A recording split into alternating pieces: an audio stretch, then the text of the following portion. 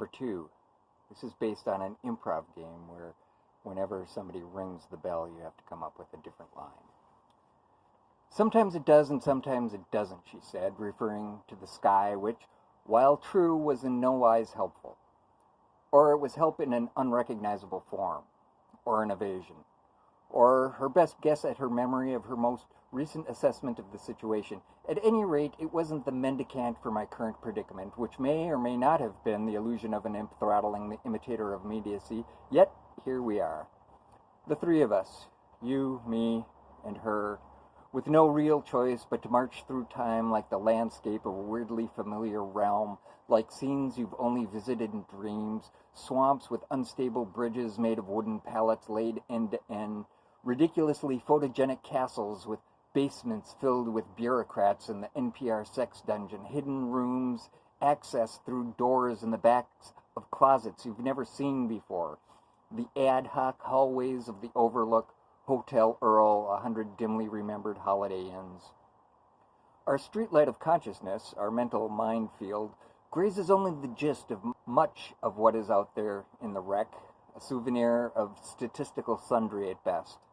Where dollars that leave us, with our concordance of frenzy and retake, our conch of freewheel and restriction? Shorting the cultural logic of late capitalism, torn between 2 incommensurable narratives, she asks intentionally mean questions like, "Are you Ethan or Nathan?" when she knows you're simply Joel. We can still has free will and be responsible for our actuary tables? Ding. We are not simply manipulated purses. We are also Puritans, manipulated by taboo thrillers, judges and jungles, and things we can't mention in company, mixed or otherwise. If there's a purse, there's probably a person attached. As soon as I believe I'm hungry, I am. But that is not really the casserole. Go ask Harold.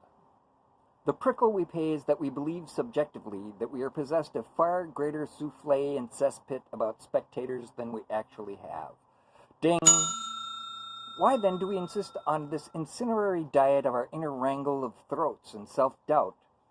It rains and you either have your umbrella or you don't. Conscious and unconscious are not sequel spin-offs, they operate in tangle.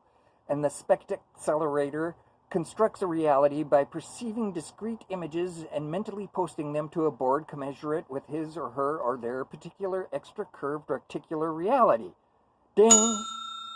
We all live on media, Ray. There is no spoon, there's only Zool. Ding! One can continuously reread any narrative, continuously refine it, and the act is only part of the larger narrative of your life, which is continuously being defined and redefined in a never-ending process of conceiving. Ding! Despite numerous dead ends, wrong turns, missed connections, mistaken identities, McMuffins, McLovins, McStuffins, we find ourselves here, on the 3rd world from the sun.